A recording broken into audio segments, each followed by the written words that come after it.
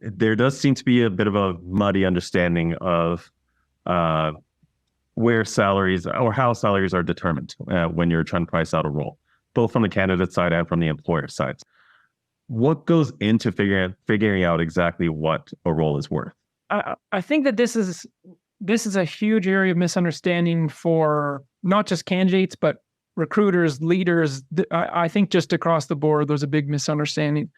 And probably the thing that causes the most confusion is titles, because titles, of course, are completely different across all different companies, and they mean completely different things. I think of in the office, Dwight, when he became the manager, he changed everyone's title to junior employee. And it's like, okay, well, that doesn't mean the exact same thing as in another company. So when we look at, so what it comes down to is benchmarking the role. And benchmarking a role is broken into two pieces. So there's the specialization. So what is it that you're actually doing every day? And then there's the level piece. So the leveling is, well, do you have someone who's auditing all of your work? Do you have someone that's just telling you what to do every day and you just kind of go and do it?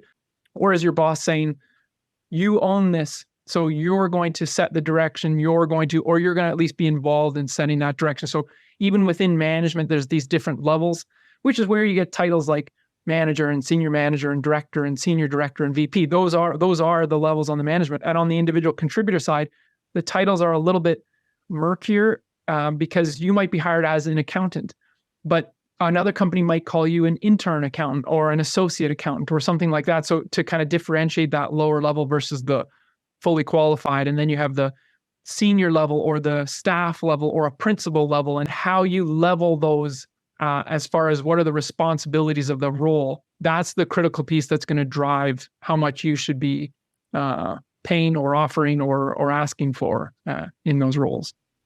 That's an excellent point with job titles, especially with smaller companies to bigger companies. What we see from the agency point of view when we talk to the different size clients is what a small company might call a director is what a large enterprise company would call a manager. Mm-hmm. Yep. So it's really interesting to see how that would also affect the total reward side of it too. Or if you work at a bank and everyone's a vice president of something. And so then you when you look across at those, and this is where I think where there's often confusion between recruitment agencies and leaders or candidates, is recruitment agencies often come and say, hey, I found 5 excellent candidates for your junior accountant role.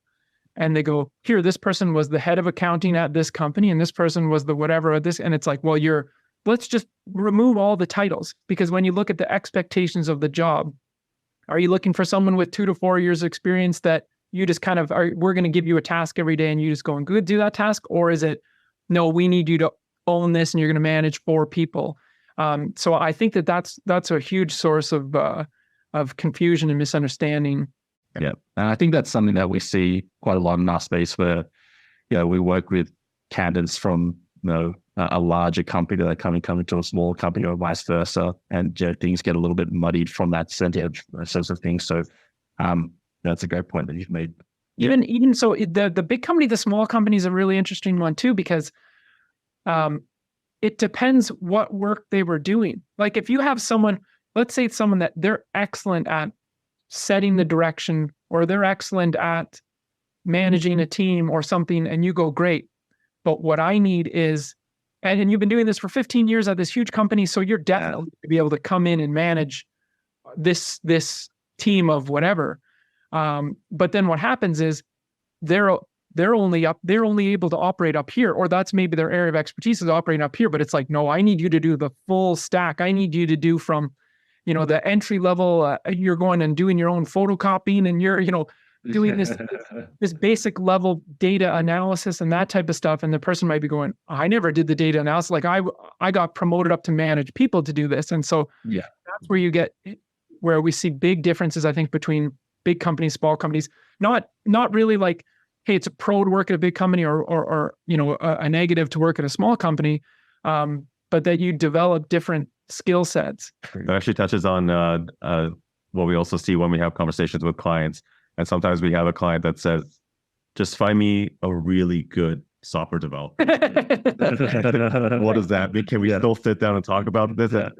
Sometimes it's like, no, I don't have time. Just find me a really good software developer. It's like, well, we need more information about the function of the role, not just the job title. Yeah. Yeah. Well, and then what happens was that then you're set up for failure in a certain to a certain extent.